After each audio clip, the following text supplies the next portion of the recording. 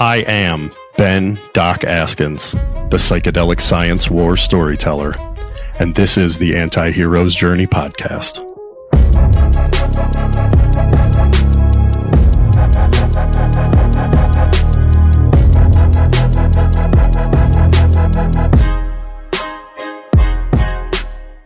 What's up, Anti-Hero's Journey fans? This is Doc Askins here, bringing another Q5 podcast to you. That's where I ask the same 5 questions to a very diverse array of people from all walks of life. And you get to listen through the different episodes and compare notes and see how similar and how different we all actually are once you scratch below the surface a little bit. There are 5 questions that I like to use in my psychedelic-assisted therapy practice as a physician assistant.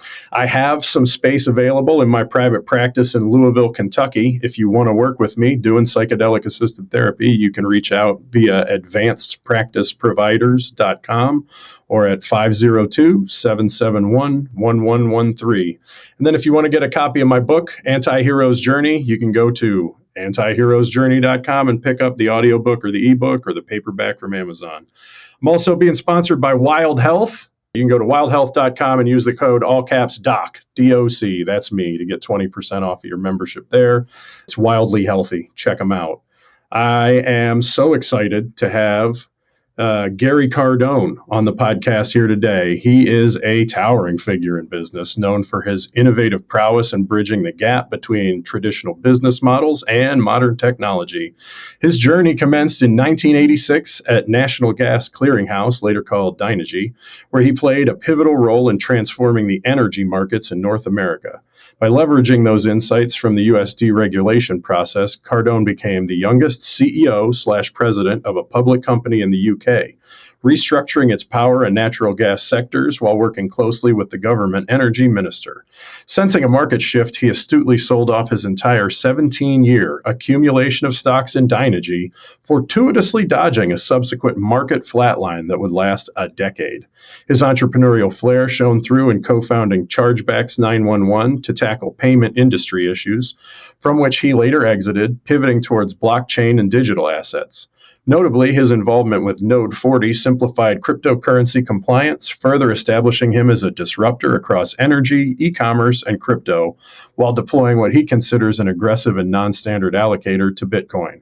Gary Cardone's remarkable career underscores his steadfast commitment to innovation, positioning him as a leading luminary in the global business landscape and as an educator, contributing to the world's transition into a fully digitized era, which he dubs as Digital Earth. Gary, welcome to the podcast, my friend. Thank you. Good to be here. Yeah. On the anti-hero. That's hard for me to digest, the anti-hero. I want to be the hero, man. Yeah. It's just sometimes life's a little bit more complicated, right? We all want to be that hero. We all want to save the day, but we all got to do our own work before that's even possible is kind of the point, maybe. I'm excited to get the opportunity to share your story on my platform here. So let's get rocking and rolling with question number 1, my friend. What's your story? Sure. My story is probably similar to other middle class everywhere, except it happened in America. So I was given a heads up relative to the other countries on the planet.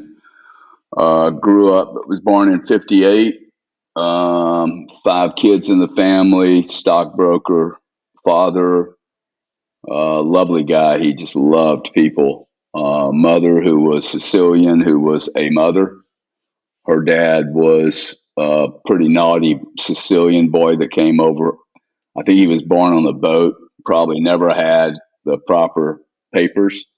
And he did what he needed to do, which is, he became, in Louisiana, very Italian, Sicilian guy. You can imagine what he ended up doing. Something of an anti-hero, maybe. Yeah. He was a dark hero.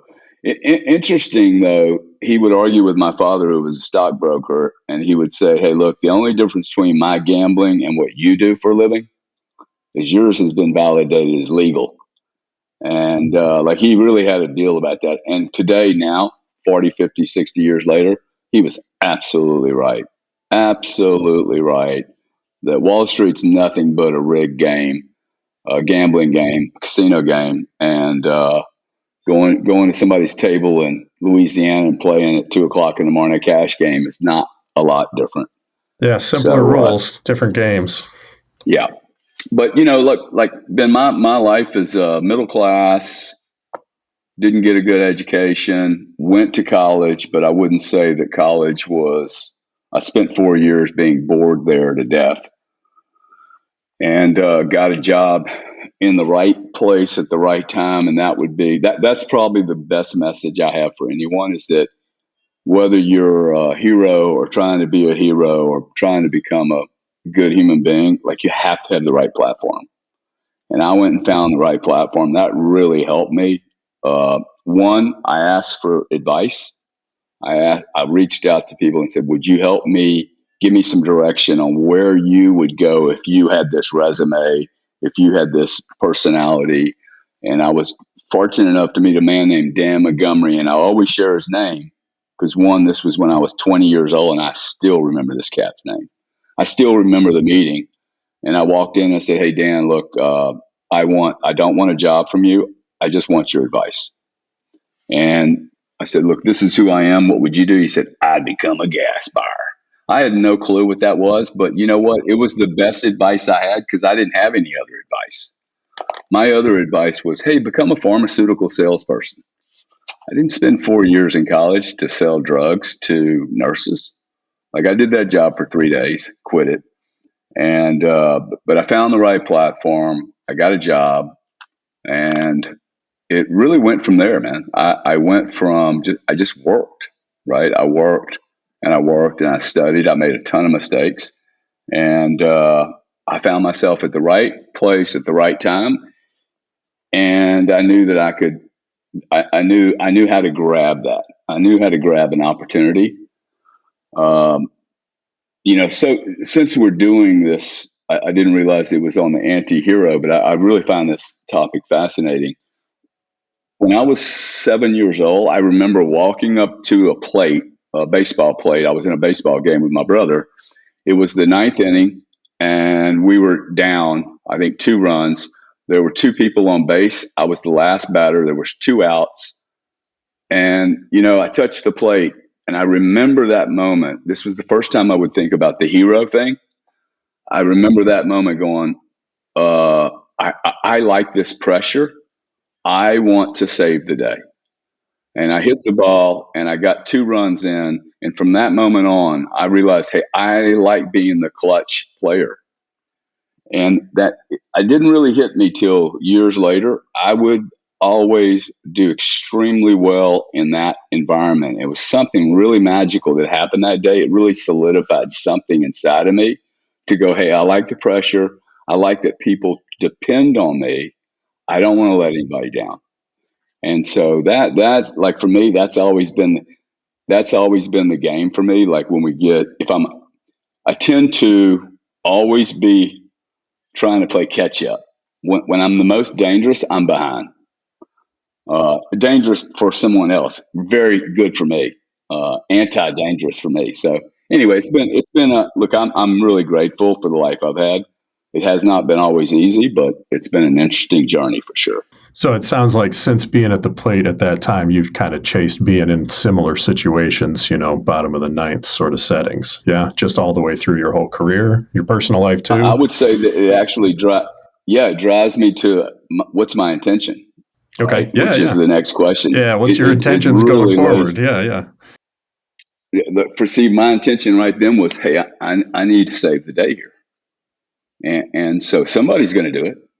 Like every movie you watch, what happens? There's one cat that saves the day or destroys the day, right? It's one or the other. So my intention since then, in every business I've gone into since really starting a career, my intention was to be a critical player on the team, not the only guy on the team, but a critical member of the team, a guy that brought value to the team, that I always paid my way. If you can pay your way, right? If somebody pays you $10,000 to go to work for them, and you can at least recover the 10 grand, I knew, okay, look, I've at least covered my expenses. Now I get to start making contributions. So I met a man about 15 years ago. He was 20 years younger than me. And he made a comment. We were fishing for snook. And he said, there's only two types of people on the planet. And I said, oh, really? He said, they're takers and there are givers. And I had never, ever heard of that before. There are takers and there are givers. And my intention is to give more than I take. And I do think that is a fair assessment of the type of people in the world. A little bit like, hey, there are champions and there are victims. And I don't mean to use the victim word as a negative thing. It's where, like, I've been a victim before. I get into, oh, poor me, poor me. It just doesn't accomplish much doing that, right? Saying poor me does not accomplish a lot. Whereas, hey, what can I do about this? What's my intention to get out of this problem that I have? We're going to have problems. I have problems today. Like, the question now is, do I confront them? You talk about looking in the mirror. I think that's a powerful exercise, man. How often I look at you more, I'm going to look at your face today, probably 50 times more than I will look at my own face, which is really weird, right? Like, when you think about it, my daughter told me one day, she's 13. She said, everyone looks at me, but I never look at myself. More people know and see me and understand the way I look and am perceived than I know about myself. I thought that was fascinating for a 13-year-old. Yeah, that's big insight. Wow, that's cool, dude. Yeah. But you're always kind of reading everybody else the way that you read a mirror to some extent. Then whenever you start to get that level of self-awareness, you can start looking at the way other people's eyes are looking at you, and you start to get feedback from the environment instead of just from the mirror, right? That's kind of where she's next step for her, right? Develop that sense of self by bouncing it off of a whole bunch of things, right? Yeah. So your intentions going forward are around, like, trying to get into more heroic situations. Is that me understanding what you're saying correctly? What does that look like for you at this stage in your life? Well, not so much heroic, because I think the hero thing kind of suggests that you're going to get a bunch of credit for it, right? You're going to be I don't necessarily know that. I'm not doing it. I'd like to be able to help people, right? Like, I think that what appears to have become very natural for me to do. I believe many people have this thing that they look at me or maybe my brother and they go, "Whoa, man! Like, how'd they do this?" Like somebody just sent a comment to me on X and it's like, "Well, it's easy for you, dude. You're already rich." Like, yeah, it was. All 40 years were easy, dude. All the marriages I fucking blew up. Okay, all the travel I've done. I spent $7 million on airplane travel 1 year, dude. You're traveling hundreds and hundreds and hundreds of hours. I had my kids sitting in private equity meetings, 43 stories above the ground. Late nights, events I didn't want to go to. Spent 14 years in another country on three different missions. I've been uninvited to business parties. Okay, I've paid $100,000 to go to parties at Visa. So I don't. You guys that go, hey, it's easy because you're already rich. Like, my dad didn't leave me shit, man. It's been this. Like, I have always looked for heroes. This planet has a shortage of heroes, man. Even the guy that has a lot of faults, right? And I think sometimes people. So I don't really want to be the hero. I would like there to be more. I wish I would have had more mentors. I wish I would have had more people that had the intention to look at me and go, this kid, he's a little rough around the edges, but, like, there's something really unique in here. Like, this guy will do stuff that other people won't necessarily do, right? So I my intention is to like try to help more people, and maybe they don't without any kind of compensation for it. I'm not interested in that. I'm interested in them one day doing the same thing for another person. Because that Dan Montgomery guy, he did not have to spend 30 minutes with me, and I have it's important to me to remember his name. Tony Minaldi. When I was 7 years old, I was left-handed and I had a bone disease in my left arm. Tony Minaldi would be my baseball coach. He would take the time, even though he had 4 kids, to teach me how to throw right-handed. Now, what am I going to do? I'm going to go through my life and not teach anybody how to do that. Ooh, that'd be rude, dude. It was hard for you to find other givers whenever you were on your way up. And now that you've gotten up, you're looking to find some people to give back to that would have benefited in the way that you would have benefited. Like when I talk to my peers, that's a ton of where we're at, is like looking for mentors. It's hard to find. I think that's maybe true across generations, from generation to generation, or it just depends on where you're from or whatever. But yeah, it's hard to find somebody who's not just in it for themselves, Yeah.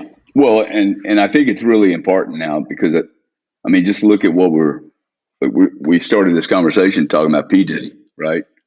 These are mentors. These are mentors, though, okay? Sure. You're going to learn from everybody. Everybody's a teacher whenever you're a good student. Yeah. Yeah. So there's so much messaging being pushed down on people today, whether it's good messaging or not. Remains to be seen. I would say that we're seeing now the results of this bad mentorship. Using the word bitch and the N word and talking about women like they're trash and you're rolling in dope or whatever. Like, really, man, this is our mentorship, right? Seriously. And you look at these communities, white, black, Hispanic, you wonder why everybody's broke. Well, you're spending 30 hours a week listening to rap music that's degrading everything. So, and then we start seeing some of the behavior that's coming out of Hollywood. Like, we need to have a little wake up call here. Okay. I think we're going through this period where literally the hero and the hero and whatever that force is that doesn't want heroes, it's in this great battle, right? It is in a great battle. So and that battle, there's 2 energy forces that want to win. I just think the hero sometimes is too humble. Funny that, huh? The hero is too humble. We are ashamed to be heroes today. And we're not ashamed to be degraded rappers. Weird, man. Okay. OnlyFans. Hey, I make $8 million a year being OnlyFans. Wow, dude. Okay. That's cool. I guess if that's what you want to do. I didn't make $8 million. Yeah. I don't feel like you're going to look back and be proud of that, right? Yeah. Yeah. Where do you think it goes from here? I think the pendulum is swinging. This pendulum I don't even know what you call this. Maybe pendulum of everybody gets to try everything all at once, or liberalism, or nobody can tell me what I can and can't do. I don't know. There's no penalties for anyone's behavior. Whatever you call what has happened to us in the last 30 years, like the Kardashian moment. It started happening before that, but like we are fully on Kardashian now, right? We're a Kardashian era. So if you think about the pendulum in engineering terms, that pendulum, no matter how far left it goes, let's say it goes all the way 180, the engineering suggests, and I think this is true of the spiritual realm, it will go all the way back. It has to. It's like, it has to. That means we're going to go to an extremely conservative perspective, right? Extremely. Puritanical. This is what happens every 100 years, right? We go through this cycle, man, where just being famous for being famous. Yeah. Well, and maybe it's because we forget so easily. Like, very few people in your demographic remember anything about the Depression. Anything. And so here we are again, right? Jobs are full. Everybody's happy. We're spending money like it never ends. We're printing money like it never ends, like it has no consequence. We're sticking our nose in every international conflict that we possibly can. And every chart that I look at, gold, oil, silver, FX, dude, they look like war charts.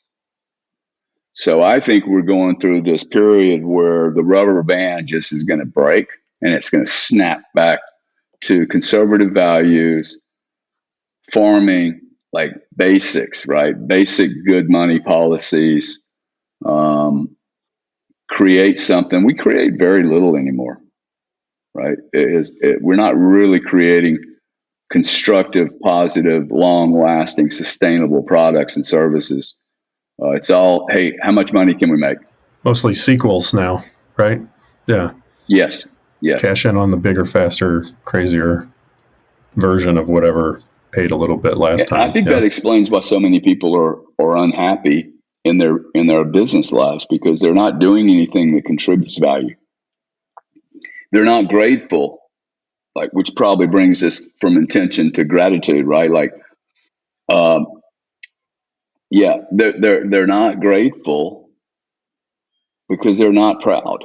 Do you think that's from being detached from seeing where their work is going, or what do you think creates the ungratefulness? I think most people are really not happy with what they're doing with their life. So how could you be grateful?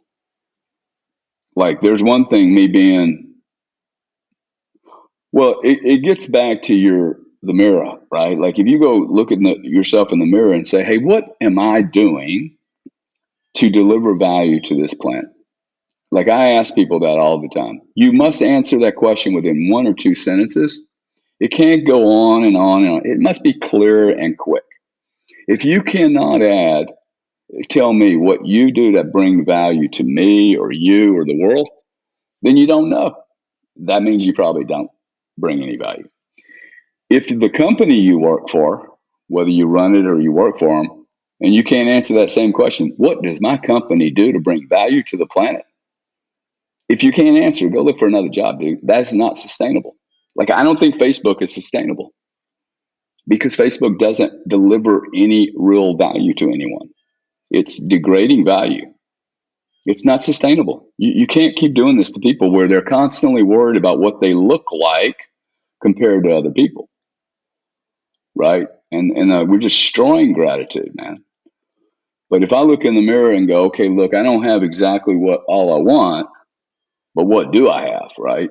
I mean, I have to be willing to work through my challenges, my issues, my fear, my misunderstanding. Most of this is down to just not understanding the real world. So I'm really great. I'll tell you, I'm really grateful for being different. I'm really grateful because at some point in my life, I decided to look at what the masses do and just go, dude, I'm going in a different direction. Like, it's a formula for me. What everybody else is doing, look at it. Yeah, retired out. Do so quickly. Okay, the longer the line is, the quicker you need to do it. People ask me about, like, Bitcoin. Like, hey, why do I like Bitcoin so much? Because so many people hate it, dude. So many people hate Bitcoin. It's a no-brainer. And the people that hate it have not studied it. They have just judged it. They've studied nothing. So, and I got to tell you, I'm grateful for technology coming into my life, the period it's come in, because it's given me another 20 years of career. I would not probably even be in business today if it weren't for Bitcoin. I would have probably gone, I'm done, because I don't need to work. Yeah, well, but I like working, man. I think I'm grateful to work. Working's an awesome. I don't gamble and play golf every day. I work every day. People go, shit, let's go play a game. I'm like, I can't find a better game to play. Yeah, I hear you. I'm with you. Let me ask you a question about you had said earlier that one of the biggest deals is looking at yourself or looking at your company and seeing what value it adds. And that's one of the criticisms that I've heard of Bitcoin is that it's like a Ponzi scheme or that it doesn't actually create value because it's digital. What would you say to that sort of objection to that? Like, is that just judging it and misunderstanding it? What's the value add that's created there for people who aren't super hot on what Bitcoin is, but are just dismissing it because it's not the stock market or something? Yeah, let me try to do it like this. What value does this have? You said, hey, look, it's is it disrespected because it's digital? Okay, I'm one of the only few people that have this in their pockets anymore. Most people can't even pull one out, right? He's holding up a Benjamin there for the people who can Yeah. only So hear us. this Yeah, is, yeah. signed by Steve Mnuchin. Oh, okay. Five out of 10. 40% of these were created in the last 2 years. Yeah, yeah. So that's just a piece of paper representing a digital ledger.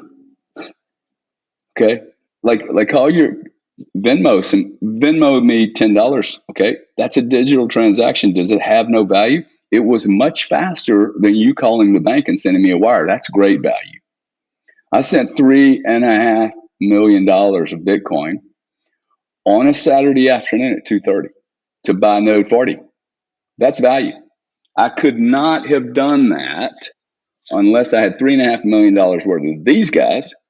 I would have had to get on my plane, move $3.5 million to Perry. Perry would then have had Saturday gone to the bank on Monday or Tuesday, assuming they would even take $3.5 million. So your question was, hey, Bitcoin's just digital; it has no value. Well, this is physical right now, and it would cost me an arm and a leg to deliver it to New York. Right now, try to do this with gold. $3.5 million worth of gold. It's heavy, dude. I have $750,000 worth of silver over there. Yeah. And then you have security issues, right? So most of the planet is already digital. And for someone to go, hey, look, Bitcoin has no value because it's digital. We are digitizing planet Earth, man. Okay, like you're never going to listen to an 8-track tape ever, ever, ever again. And that means to me, that's my weird way of saying, wow, if you're never going to listen to an 8-track tape, then what are we going to listen to? Because I'm pretty sure that it's going to be faster and better than what I'm doing right now. I have 40,000 TV shows and videos and audios on this thing. This is going to be worse in the future? No chance, dude. Like, I'm going to have a little machine in here that's going to move money around. That machine is not going to move this. It's going to move digits, right? It's going to move digits. The question for me for Bitcoin, the beauty is I get to look into a Bitcoin and audit it every 10 minutes if I so choose. I cannot do that to my own bank, man. I can go in and look at what it says it has in the account. So money was supposed to show up on Friday to my deposit, and it didn't show up till Monday. I lost 3 days of interest, dude. It's $1,500 of interest. Just over 3 days. It was a large volume of money, right? So the world we're living in right now is what I call built on analog. It's built on everything goes slow mode. Let's check everything twice because we don't trust any of our systems. Bitcoin, I don't have to trust anyone. It's instant. I've used it. I've used it the way Bitcoin is supposed to be used, and only the only naysayers in Bitcoin are people who have never used it and or have not spent 25 hours studying it. You spend 25 hours, you are not going to not look at this. It's too compelling. I mean, and there's too many smart people, Ben. Too many smart people have spent over 25 hours and they're going, dude, this is. Yeah. Yeah, I'm super curious about it. I'm not at 25 yet, but I'm getting closer. I'll let you know when I get to the other side of 25 what I think, but I'm pretty curious about it for sure. Yeah. Yeah. Well, anything I can do to help, elucidate, anything I can do to help you get to that decision. Cause I think it's really important that you are able to make a clear decision on this pretty much right now, whether you're in or out. At least if you say, "Hey, I'm out," you made a really logical decision. You would not want to say, "Hey, I'm out," and not really study it, because this is a big deal, dude. If you look at my career, I have only done things that are extremely disruptive, like total all-in risk, disruptive type stuff. This is the cat daddy of them all. I like it. I like it a lot. Well, let me ask you a question about tying that together with something you were mentioning earlier about the pendulum swing, essentially in Western civilization at this point, tied in with the future of Bitcoin. Where do you see those two things coming together? My next question is about like what you're creating in the world. Like, where do you see things going? There's people talking about collapses and about the dollar going the way of the Weimar Republic and some of those sorts of things. Where do you see yourself creating a whole lot of value in what are very tumultuous times? Look, if I'm wrong, everybody's going to be able to laugh at me because I'm very vocal. The cool thing is this is not a theoretical exercise for me. I've moved well beyond theory. I don't want to be an influencer. Okay. I hear this about these podcasts. I'm not influencing anyone to do anything with their money. I have a particular appetite for early stage things. I have a bigger appetite than most for risk. I also have already situated my children, my lifestyle. Like, I'm not, uh, and I'm unwilling to listen to any of the retirement and the allocation and diversity, all these expert planners. And dude, I got here all by myself, and it has not happened through diversifying assets. It has happened through massive, massive concentrated risk, all in bets, and very little diversification. Like, I still don't diversify. I think it's the dumbest thing in the world. Well, why would I bet on 8 different things that I don't fully understand when I could bet on one that I really have drilled into? Right? Like, I'm not dumb. I may not be brilliant, but I don't. I love to gamble. Okay, I do. I love to go to the casino. I never play more than one hand, dude. Well, I may play a multiple number of hands, but I never play on 2 or 3 or 4 or 5, 6 different tables all at the same time. Well, this is what you're told to do with investments. Spread your bets. Like, oh, really? Spread your bets. No money on this planet has ever been made spreading the bets. It's been saved by spreading the bets. So what I'm trying to create is maybe start questioning the way we have been told anything about money. Anything about money. Just question the shit out of it, right? Like, none of it, it's all a lie. It really is upsetting me too, because the more I see people invest in this world where everything seems to be made up whenever they want to make it up, and they can even change the financial terms when they so choose. The Fed hasn't been audited ever. The gold supply hasn't been audited.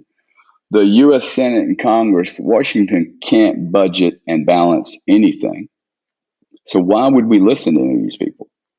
So what I'm trying to create is, hey, it's okay to be different. It's okay to disagree with everyone else. Everyone else is wrong. When 94% of all the people have to have their children bury them, pretty sure that we got it wrong, man. We have this wrong. I do not want my children burying me. Okay, I want my secretary to handle everything, and they go have a party, and my kids aren't like hustling around trying to figure out what the fuck I have and how to sell it, or worse, I leave them with a bunch of problems, right? I don't want to do that. And I also don't want to leave you or anyone else with a message of, okay, well, this is just the way it is. And the rich are rich and you're poor. And that's the way it's going to be. That's just utter nonsense. But you're not going to get free if you're not willing to act like you're free. Like for me, that is what this is all about, man. It's about being free. There isn't anything else I want. I just want to be free. I want to be free to say what I want. I want to be free in my own mindset. And it's not going to come cheap. Ask 7.8 billion other people. This is not free, man. It costs something. Like I have to have my voice. Look at all these people in Hollywood. Okay, there are going to be people in Hollywood, major stars that lose their whole career. Why? Because they didn't say anything. You are as criminal and as involved as everyone else that actually penetrated a child. Okay, I'll just say it. You are absolutely, man, involved in this. Like acts of omission are as great as the act itself once you know about it. So this is a really important time in our lives, dude. I think everyone is getting ready to get confronted with the whole, what the fuck is a hero? They may not be what we think they look like. Like we may have altered what a hero looks like. I mean, I really want to die being, hey, that cat was honest, dude. I mean, I just spent $7 million fighting the U.S. government, the FTC. $7 million over $100,000 fine. $100,000. I refuse to settle that. Fuck you guys. I didn't do anything wrong. You can't show me that there's nothing you can show me that I did wrong. Now, my brother was being investigated by another 3-letter agency at the same time. I think this is about, oh gosh, Cardones are going to vote for Trump or whatever our deal is, right? We're just being too vocal. I will continue to be vocal. I suspect I'm going to get censored. And I just say to all you guys is, hey, do not, if I'm censored or Doc is censored, don't let that happen, okay? You can't be censored. I shouldn't be censored. I should be able to say whatever I want as long as I don't break any laws. As long as I don't damage you. As long as I'll live with the consequences. Yeah. Well, fair consequences, right? Like I can't come in here and just degrade your name. I mean, I have people saying stuff about me online. I'm like, dude, you'd be lucky if I don't sue you over that. Like you need to be careful. Defamation of character is not cool. It's a thing. That's why I love this open source stuff. Dude, look, just don't steal my name though. Make sure Gary Cardone has a unique name. And then if I say something 2 years from now, come and hold me for federal charges because I said something disgusting and wrong and a lie or whatever. So I probably went off track a little bit there, but I think that it's disturbing what I'm seeing going on, but I think we have to have this almost where the toilet bowl is just flowing over. And everybody says, okay, it's time to mop this shit up, man. We have to flush it at some point. It may be, dude. It may be the hero is we're just pointing all the feces out going, hey, these are not heroes, dude. This is just shit. Shit covered in gold, right? That's all it is. Yeah, it's the little kid saying that the emperor has no clothes in the classic story, right? Just speaking up when everybody else is going along. Might be all that it takes. Yeah.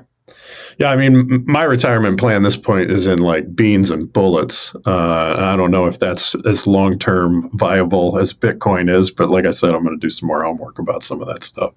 Yeah, beans and bullets are good, man. But beans, coming bullets, around, and water, they're good. Yeah, it's important, right? We got a pond out back. We can clean that up. Yeah. So that brings us around then, like you're creating a whole lot of value and looking for a great deal of freedom for yourself and for others. And then The fifth and final question that I ask people is an identity question. Coming back to that man in the mirror concept, really more than anything else, is who are you really, Gary Cardone? I don't know the answer. It is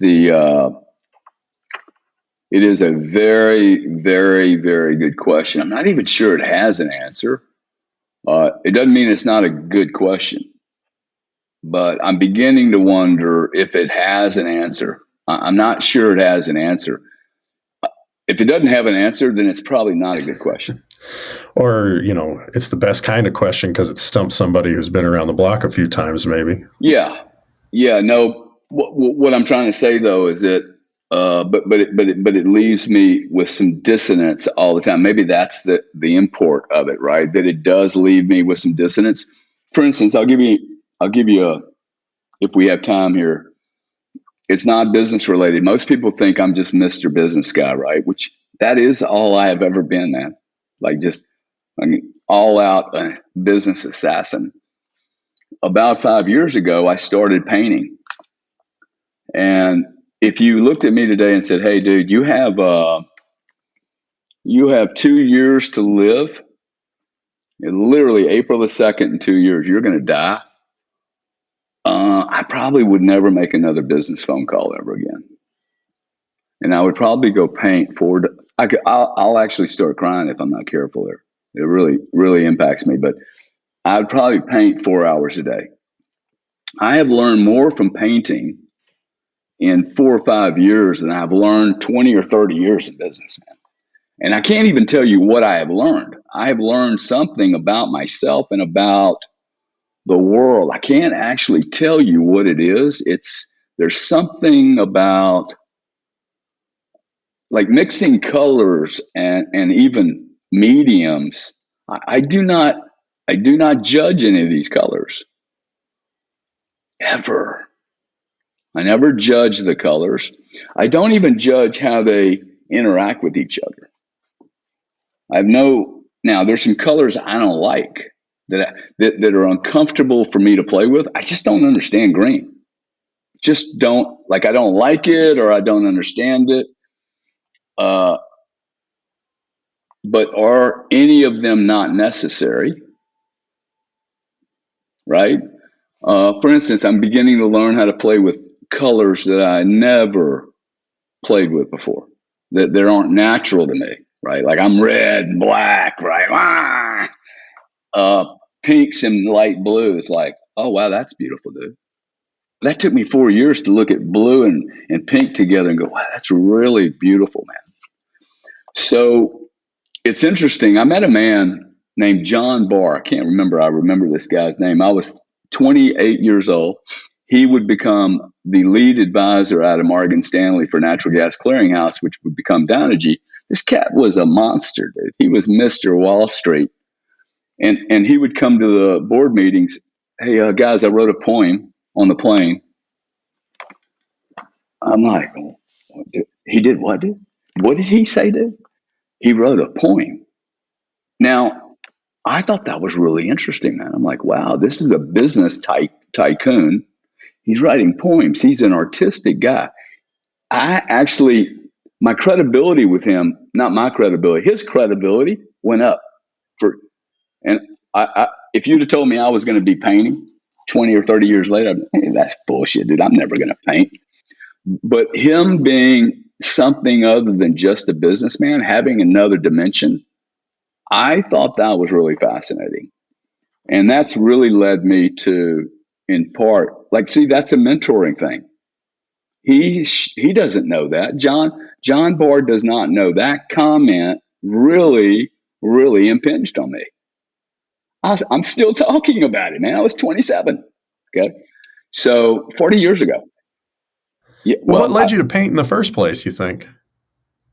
Like you picked up a brush the first time. Yeah, why? My wife and my kids went down to the basement and they started painting. They left and I kept doing it. I'd never done it before. I had literally judged something from a elementary school experience that was horrible by the teacher. You will paint the apple. Well, I never paint apples. I don't paint anything real. So she was shoving me into something. I don't want to paint an apple, right? If she would have just said, "Hey, just paint, just smash some paint on the paper," I might have been okay with it. But I just assumed from that experience, well, I can't paint an apple or draw an apple, so I'm useless. Literally, I'm useless. That's not my game.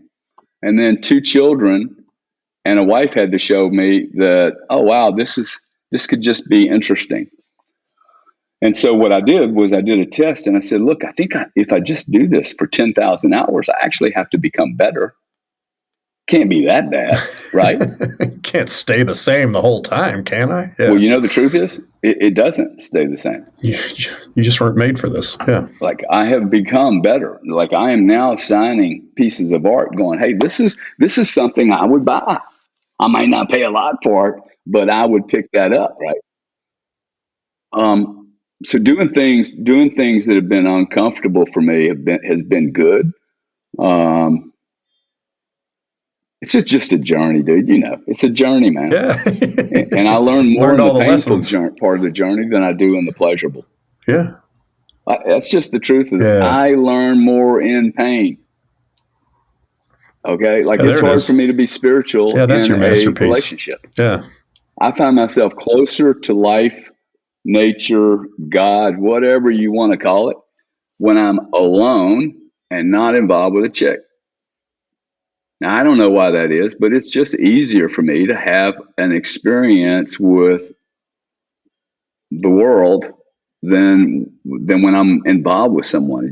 I don't know why. I read more, I listen more, I study more when I'm alone than, quite frankly, I should probably have. I've been in 3 marriages. I should never have gotten married. If someone would have just said, dude, you don't have to get married ever. It's okay, bro. Like, why don't we tell people that? Yeah, dude, do whatever. Relax. I think that's fair. I had my first kid when I was 49. I'm a good dad, dude, because I waited that long. Oh yeah, I waited a long time. But you know what? I'm a great dad, dude. Like I'm not rushing to work. I take my kids to school every morning. Like I'm hanging out with my kids. I mean, that's cool. Yeah. And they'll remember that, right? So my dad died when I never had any of that. So they will be like, oh, wow. He brought us to school, picked us up from school. He went to almost every game we went to. I don't want to go to all those games, man. But I go to them. So I don't know who I am, dude. But I know I'm going to wake up today and I'm going to try and do something. You started out saying that honesty was going to be the biggest thing to you throughout, and now you're finishing up here just being honest that you don't really know who you are even at this stage in the game. And I think that's more honest than 99, maybe even 100% of people that answer the question on the podcast or any place else, for sure. Yeah, I was in Miami the other day, and I was with a really famous person, and grabbed a cigarette out of my blazer and lit up a cigarette. And he said, hey man, let's walk over here. I said, why, dude? He said, because I want one too. And he wanted to smoke a cigarette, but he wanted to go behind and hide. And I'm like, bro, really, dude? This is what celebrity's about? Really? You have to hide? Like, I'm not interested in hiding, dude. Okay, I smoke cigarettes. You guys can, oh, you're horrible. Whatever, dude. Okay, me smoking cigarettes is the worst thing I'm doing. We're pretty good to go. My profile picture out there is me smoking a cigar, and I catch shit for it all the time because I'm a physician assistant. Like, what kind of healthcare provider is smoking a cigar? I just climbed a mountain in the Alps, man. Is it okay to have a cigar after that? Is that cool with everybody? Yeah, I think it's okay. Right? You're a human practitioner. But you know that he had to do that. See, that would bother me, that I would have to tell that lie. That would be like, ooh. Really? I'm not really portraying to my audience who I really am. I'm portraying something very different. And when that starts, I'm done, man. I don't want to do that, okay? I guess this is why they tell you don't ever meet your heroes, because you'll be disappointed. Like, I'm just a human being, dude. Like, I have the same shit going on that everybody has going on. Yeah, the guy that's up front that knows all the answers, maybe that's questionable. Yeah. I get nervous when I start thinking that other people figured this shit out. The improvement on James Webb, yeah. Nah, dude, nobody figured this out, okay? Nobody. Not the priest, not the high priest, not the dad, not the mom. The things that we think we know, we understand, we don't even know. Here's a great one for you that's really made me very comfortable. You know this new telescope that we have going up, the Reed, whatever it's called, the monster telescope. Dude, yeah, that's it. They're now saying like, hey, the Big Bang, like we got it completely wrong. Completely, not kind of halfway wrong, dude. Yeah. The Big Bang is completely fucking wrong. Really? Well, what else don't we know? Right. If the Everything Big Bang since isn't then right, also we got wrong then, right? whoo, yes. Yeah. So we don't know shit. Yeah. We don't know anything. Yep. That's a ton of the that's kind of the point of my whole book and my whole anti-hero journey shtick is that we got to integrate it all and we got to stay curious and recognize how little we actually know, what a blink we are, but you can still make a whole bunch of something out of nothing if you want to, or you can just enjoy the nothing. Somebody asked me about 6 months ago. They said, "Hey, what's your legacy? You're building an empire." I'm like, "I'm not building a fucking empire, dude. Why wouldn't you want to build an empire? What is an empire? 2,000 years, no one remembers anything. Okay, that's assuming that you had the greatest empire in the history of mankind. Very few people will remember. 100 years from now, no one's going to remember you or me. We're a piece of dust. Okay, piece of dust. Now, it doesn't mean that our consciousness, like I'm hopeful, some of my positive energy, like emanates out into the universe. But other than that, like a little ant trying to push a whole mountain somewhere. Just a dung beetle's my role. I'm just rolling shit uphill, man. Right up. Yeah. Yeah. Well, man, this has been an awesome conversation. You got any final thoughts you want to share with anybody? I think put really cool people around you that you can be honest with, man. And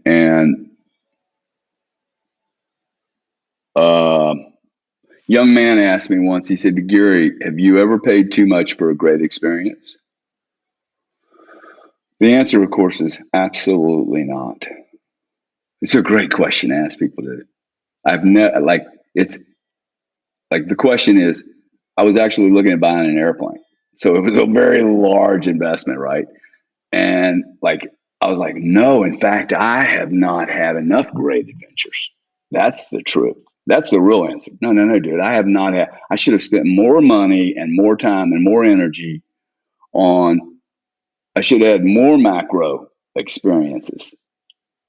Okay. Don't mess around with the micro, dude. Go macro on the whole deal. Do it properly. And, but I've never invested too much time, too much money, too much anything into a great adventure. Yeah, that's a good one. And I think if you look at your life as an adventure, you're not going to go wrong. It's going to be awesome. Well, it's been a pleasure having you on. I hope we get to talk again at some point. It's been an honor. Thank you. Thank you, buddy. Doc out.